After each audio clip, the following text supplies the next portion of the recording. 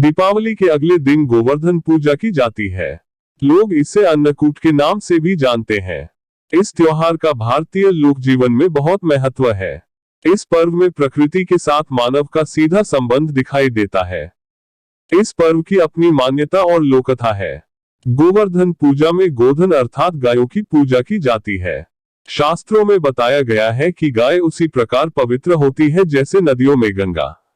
गाय को देवी लक्ष्मी का स्वरूप भी कहा गया है। देवी लक्ष्मी जिस प्रकार सुख समृद्धि प्रदान करती है, उसी प्रकार गौ माता भी अपने दूध से स्वास्थ्य रूपी धन प्रदान करती है। इनका बछड़ा खेतों में अनाज उगाता है। ऐसे गौ संपूर्ण मानव जाति के लिए पूजनीय और आदरणीय है।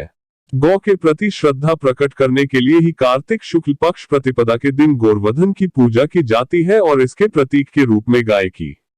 जब कृष्ण ने ब्रजवासियों को मूसलधार वर्षा से बचाने के लिए 7 दिन तक गोवर्धन पर्वत को अपनी सबसे छोटी उंगली पर उठाकर रखा और गोपिकाएं उसकी छाया में सुखपूर्वक रहे। 7वें दिन भगवान ने गोवर्धन को नीचे रखा और प्रतिवर्ष गोवर्धन पूजा करके अन्नकूट उत्सव मनाने की आज्ञा दी। तभी से यह उत्सव अन्नकूट के नाम से मनाया जाने लगा। कृष्ण जी अपनी वाणी में कहते हैं, कबीर गोवर्धन कृष्ण जी उठाया, द्रोणागिरी हनुमंत शेष नाग सब सृष्टि उठाए।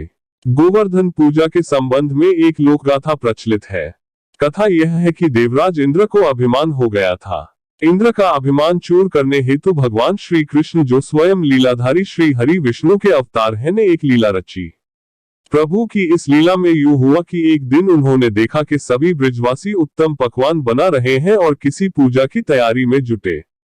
श्री कृष्ण ने बड़े भोलेपन से मैया यशोदा से प्रश्न किया, मैया ये आप लोग किन की पूजा की तैयारी कर रहे हैं? कृष्ण की बातें सुनकर मैया बोली, लल्ला हम देवराज इंद्र की पूजा के लिए अन्नकूट की तैयारी कर रहे हैं। मैया के ऐसा कहने पर श्री कृष्ण बोले, मैया हम इंद्र की पूजा क्यों करते हैं? मैया ने कहा, वह वर्षा करते हैं जिससे अन्न की उपज होती है, उनसे हमारी गायों को चारा मिलता है।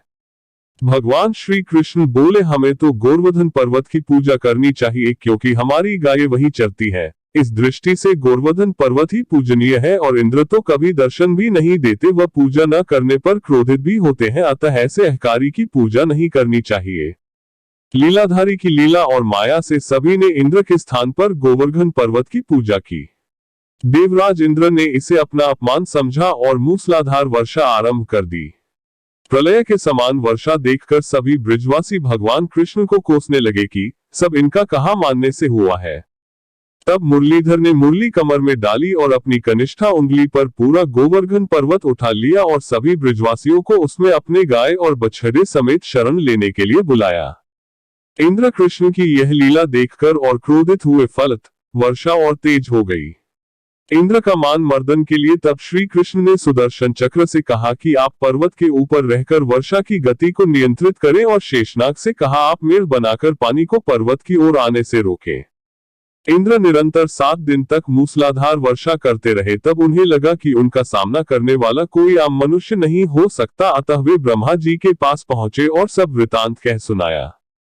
ब्रह्मा जी ने इंद्र से कहा कि आप जिस कृष्ण की बात कर रहे हैं वह भगवान विष्णु के साक्षात अंश है और पूर्ण पुरुषोत्तम नारायण है।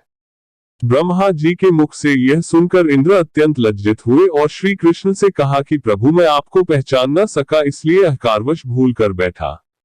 आप दयालु हैं और कृपालु भी, इसलिए मेरी भूल क्षमा करें। इसके पश्चात देवराज इंद्र ने मुरलीधर की पूजा कर उन्हें भोग लगाया। इस पौराणिक घटना के बाद से ही गोवर्धन पूजा की जाने लगी। ब्रजवासी इस दिन गोवर्धन पर्वत की पूजा करते हैं।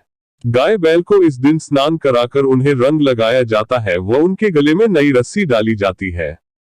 गाय और बैलों को गुड़ और चावल मिलाकर खिलाया